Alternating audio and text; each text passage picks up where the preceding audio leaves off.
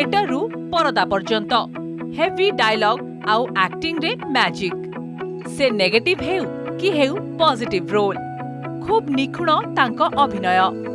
एनएसडियन Bollywood actor कुमुद मिश्रा। मेरे पिताजी का बहुत बड़ा इन्फ्लुएंस रहा क्योंकि वो भी परफॉर्मर थे, वो भी रामलीला वगैरह करते थे और बहुत सुंदर करते थे, बहुत अच्छा गाते थे। बस वही एक गुण है जो मेरे पास नहीं आ पाया। 80 दशकरू बॉलीवुड रो मनोरंजन दुनिया रे स्वतंत्र परिचय सृष्टि करथिबा वरिष्ठ कलाकार मनोज पाहुआ। आर्टिकल 15 थप्पड़ जॉली एलएलबी फेम मनोज पाहुआ को वर्सटाइल एक्टिंग दर्शकों को खूब प्रभावित करुछि।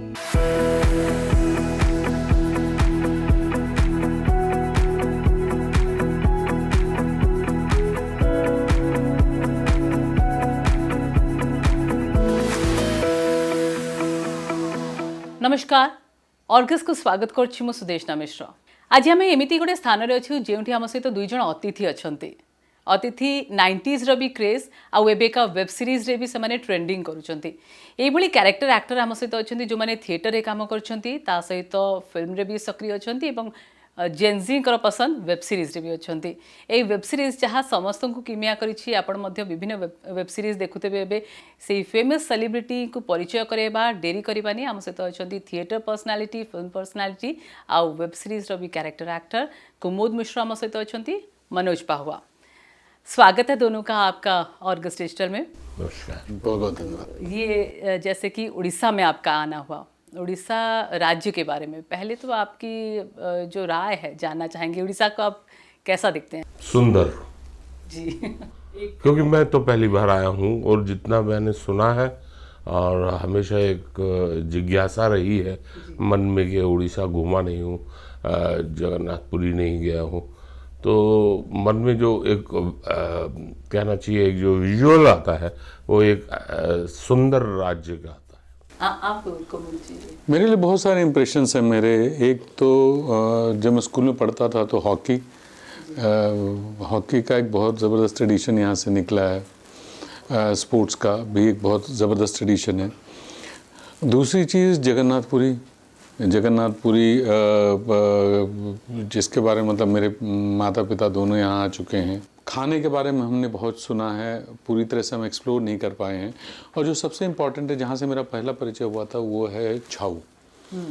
मैंने भोपाल में मध्य प्रदेश में लिटिल बैले ट्रुप है जिनका बेसिक जो फॉर्म था वो छाऊ था, तो उनके साथ मैंने काम किया है। छाऊ फॉर्म में मैंने 2-4 नाटक भी किए हैं और मैंने यहाँ पे आकर के परफॉर्म भी किया है। केलुचरण गुरु केलुचरण महापात्र के वहाँ पे परफॉर्म किया है हमने आकर के। झिलमिल परांज पे वो उनका अपना ग्रुप चलता था, उनके साथ भी मैंने एक बैले किया है। तो बहुत सारी चीज़ें हैं और खाने के बारे में हमने बहुत सुना है, तो इस बार आए हैं, कोशिश कर रहे हैं कि कहीं एक्सप्लोर कर पाएँ कुछ बढ़िया। जी। तो पहले भी प्रोग्राम के लिए आए थे, तब कुछ खाना ऐसे ट्राई किया था? देखिए, थिएटर के लिए हम आते हैं तो एक जैसे अभी आए हैं वैसे ही आते हैं, नाटक करते हैं, अगले दिन चले जाते हैं। तो हमारा ये सपना है कि हम एक बार आएँ और बाइक लेकर के हम पूरा उड़ीसा घूमें, इंटीरियर्स पूरा, क्योंकि ज़्यादा एक्साइटिंग वो है कि जहाँ आप जाएँ और वहाँ के लोगों से मिलें, अलग अलग गाँव में जाएँ, वहाँ का खाना खाएँ, उनके साथ बैठ के खाएँ, तभी आप अपना देश एक्सप्लोर कर सकते हैं। तो वो है सपना। कुछ जगह हम जा चुके हैं, जैसे हमने दक्षिण किया है, नॉर्थ किया है, ये वाला हिस्सा अभी बाकी है, तो प्रॉब्ली नॉर्थ ईस्ट और उड़ीसा स्पेशली हमारे उसमें है, होपफुली करेंगे जल्दी। जी, तो यही सवाल रहेगा, थोड़ा राय लेना चाहेंगे आपसे मनोज पाहुआ जी।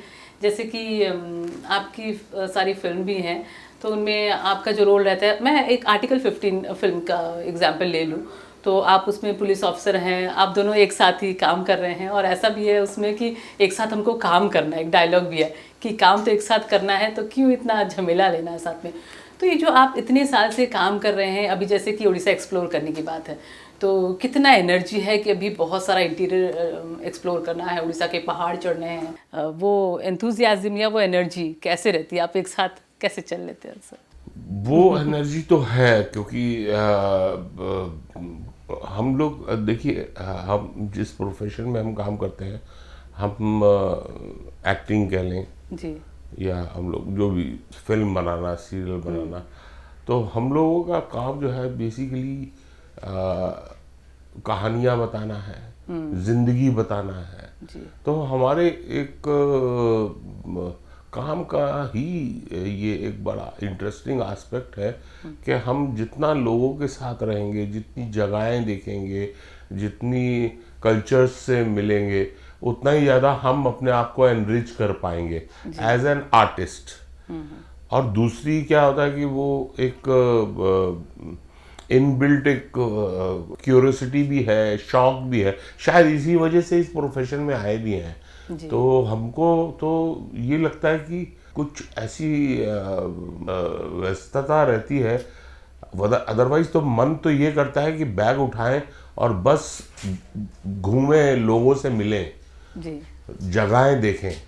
उड़ीसा एक बहुत दिनों से लिस्ट में है, मेरी तो लिस्ट में है, और मैं अच्छा समय निकाल के आना चाहता हूँ। अभी तो ये समझ लीजिए कि आना जाना है। आए हैं हम लोग, एक फिल्म बनाई हमने जो 80, उसकी एक प्रमोशन के लिए आए हैं, ताकि लोगों को पता चले कि भी ऐसे ऐसे फिल्म रिलीज़ हो रही है। अदरवाइज़ जो है कि इच्छा तो ये है कि अच्छा खासा 15-20 दिन निकाल के आके यहाँ बैठ के, जैसा कि आपने कहा कि पहाड़ों को देखें, झरनों को देखें, और जो इसकी असली सुंदरता है उसको एक्सप्लोर करें। मन तो वही करता है। अच्छा मनोज जी, मुझे आप दोनों का मतलब born and brought up Delhi में? मैं I am born and brought up in Delhi. अच्छा। I'm born in MP, brought up all over India because my father was in army. So wherever he would get transferred, I would get transferred with him and keep changing school. So ये एक इत्तेफाक रहता है कि अक्सर जो actor हैं ज़्यादातर आर्मी ऑफिसर रहते हैं, उनके फादर मदर जो भी, तो घूमने का भी मौका मिल जाता है, और वही वैरायटी एक्टिंग में भी आ जाती है शायद। पता नहीं उसकी वजह से वैरायटी आती है कि नहीं आती, क्योंकि वो तो खैर बहुत ही वो चॉइस की बात है। क्योंकि मैं एक्टर बना तो वो मेरा स्कूल का माहौल बहुत अच्छा था। जिस स्कूल में मैं पढ़ा हूँ उसका बहुत बड़ा इन्फ्लुएंस रहा है मेरे ऊपर, मिलिट्री स्कूल। और मेरे पिताजी का बहुत बड़ा इन्फ्लुएंस रहा, क्योंकि वो भी परफॉर्मर थे, वो भी रामलीला वगैरह करते थे और बहुत सुंदर करते थे, बहुत अच्छा गाते थे। बस वही एक गुण है जो मेरे पास नहीं आ पाया, गाने का मैं बहुत बेसुरा हूँ, वो बहुत सुंदर गाते थे। तो आर्मी में आने का कभी ऐसा सोचा नहीं? मतलब नहीं वहाँ था, पढ़े बहुत थे आप? लंबे समय तक सपना था। मैंने CDS रिटर्न क्लियर किया, SSB में गया, उसी से मैं ड्रामा स्कूल में भी हो गया था। तो उसका भी इंटरव्यू, दोनों के इंटरव्यू एक दिन के बाद थे, इलाहाबाद में और दिल्ली में। तो यहाँ का इंटरव्यू ख़त्म करके वहाँ गया, या वहाँ का इंटरव्यू वर्कशॉप करके यहाँ आया था।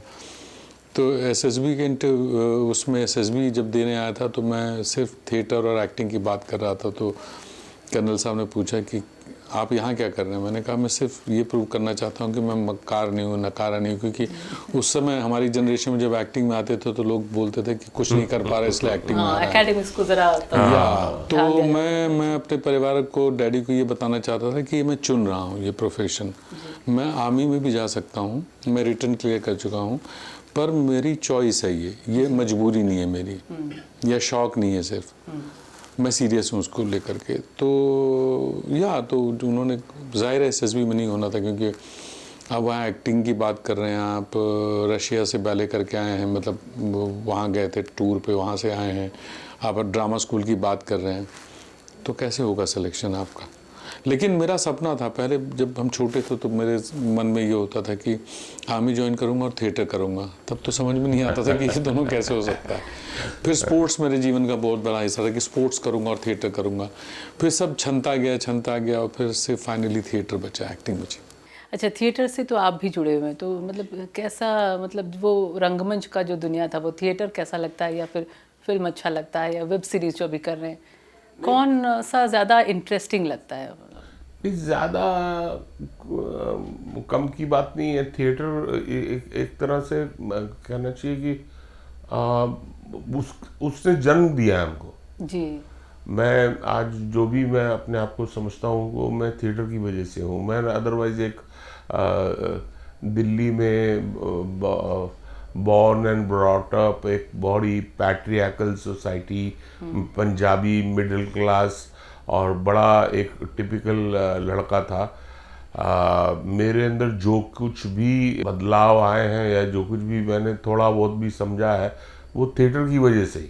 मुझे एक्चुअली रोजी रोटी तो ठीक है, पैसा तो आदमी कमा ही लेगा। पैसा मैं अगर अपने ऑटोमोबाइल बिजनेस में होता तो शायद आज जितना पैसा मैं कमा रहा हूँ उससे 10 गुना ज़्यादा कमा लिया होता। ऑटोमोबाइल इंडस्ट्री बहुत, और उस टाइम पे भी हम लोग बहुत अच्छा बिजनेस करते थे हमारे फादर का।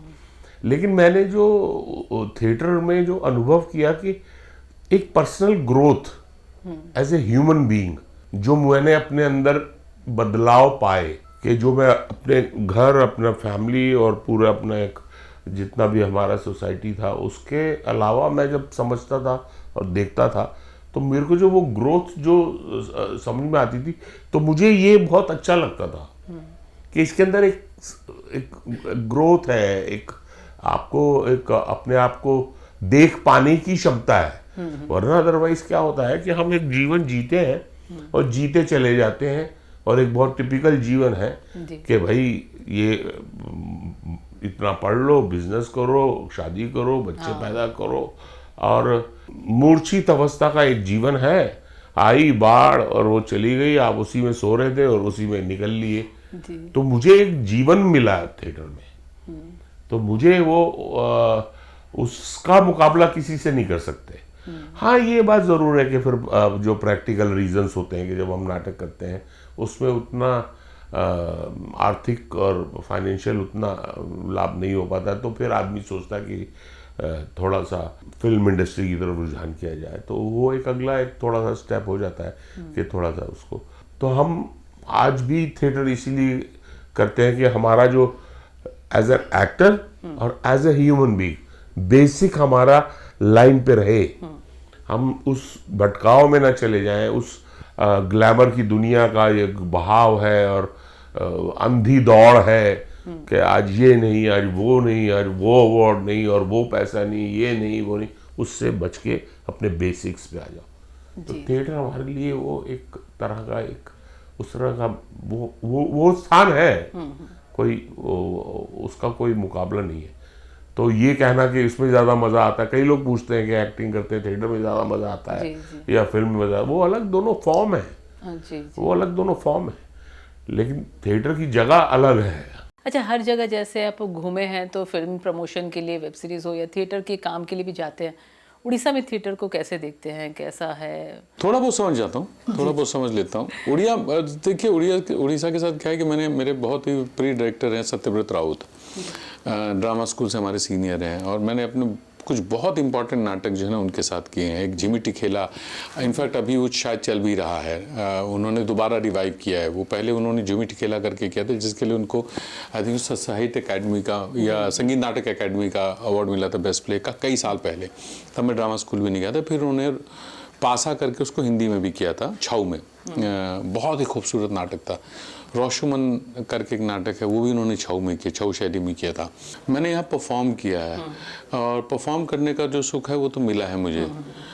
ज़बरदस्त ऑडियंस मिली है। हमने यहाँ पे अपने पुराने चावल नाटक, शायद कॉमेडी भी हमने किया था, और होपफुली अगले साल हम सांप सीढ़ी लेकर के आ रहे हैं। तो यहाँ पे जब भी हमने परफॉर्म किया तो जो ऑडियंस का रिस्पॉन्स है वो ज़बरदस्त रहा है। जो थिएटर का विषय वस्तु यहाँ रहता है, कैसे मतलब है ये कनेक्टिंग लोगों के लिए? हाँ, मतलब भाषा, मुझे लगता था कि भाषा शायद आड़े आएगी, भाषा मुश्किल होगी, लेकिन नहीं आती है, नहीं आती, क्योंकि भुवनेश्वर लगभग बहुत हद तक जिसको कहते हैं कि एक one of the largest cities है, राजधानी है जी। हाँ हाँ।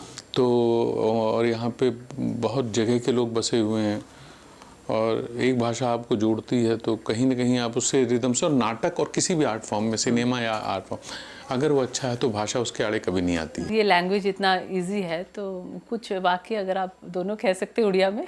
अरे बाप रे बाप रे, तो मैं तो भाषा में इतना खराब हूँ कि अभी पंजाब गया तो वहाँ पंजाब मैं ये तो फिर भी बोल लेते हैं। वो तो मैं इसलिए बोल लेता हूँ क्योंकि मैं पंजाबी हूँ। उड़िया कोई बोले तो समझ लेते हैं, समझ लेता हूँ। जैसे कि कोई आपसे मिले तो बात की केमिति अच्छंती, क्या समझते हैं इससे? हाँ, क्या फिर से बोलिए? केमिति अच्छंती, कैसे हैं आप? हाँ जी, हाँ, यही तो है। यही तो है, कैसे हैं आप?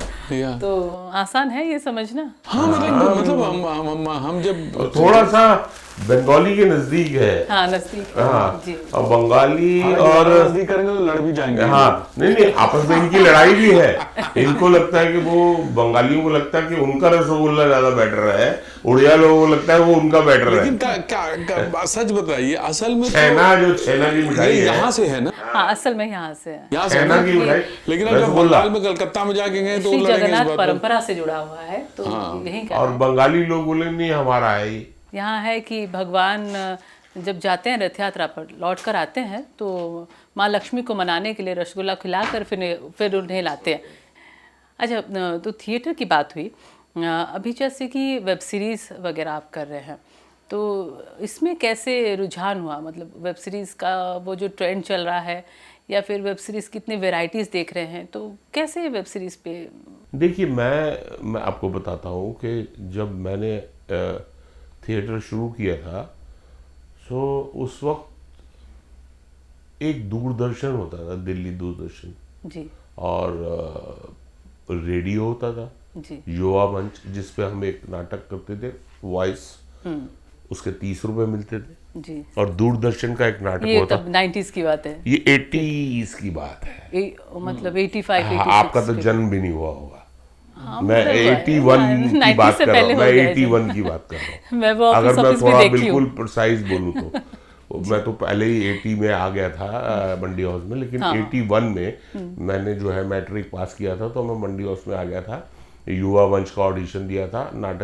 एक नाटक के 30 रुपए मिलते थे, और एक नाटक होता था दूरदर्शन पे, वो भी दूरदर्शन के अप्रूव्ड आर्टिस्ट जो है वही उसमें कर सकते थे।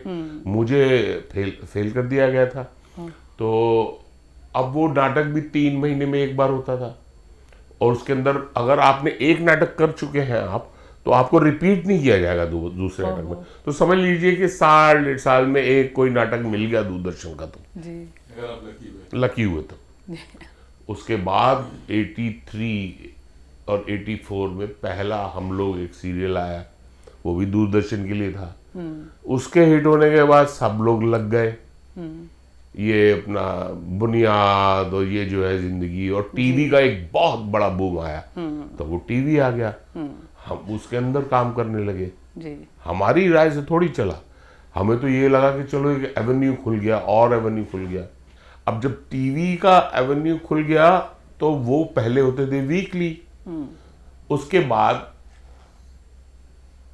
2000 के करीब जो है आ गया डेली, जी डेली सोप्स। जी तो डेली सोप्स में का मतलब ये हो गया कि हर रोज एक एपिसोड, तो 25-30 दिन। तो हमने थोड़ा सा विड्रॉ कर लिया कि नहीं यार, ये ऑफिस की तरह काम तो नहीं करेंगे, तो फिल्में करने लग गए। अब फिल्मों में करने लग गए, तो उसके बाद जो है अचानक क्या हुआ, टीवी में जब सास बहू बहुत हो गया, तो फिर ओटीटी आ गया।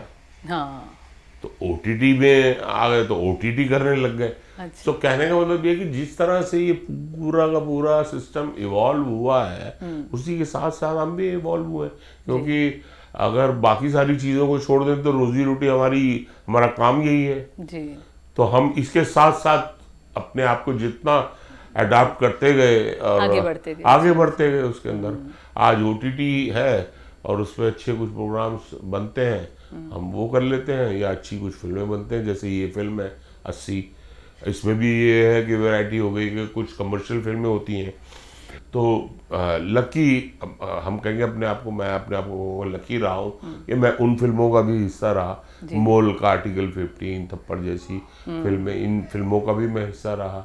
और अब ये फिल्म है जिसके लिए हम आए हैं कि हम जो शहर से शहर घूम रहे हैं, इसलिए क्योंकि क्या होता है कि बड़ी फिल्में तो सलमान खान और शाहरुख खान की सब लोग देखते हैं, सब चले जाते हैं, उनका पोस्टर भी लगते हैं, बैनर भी लगते हैं।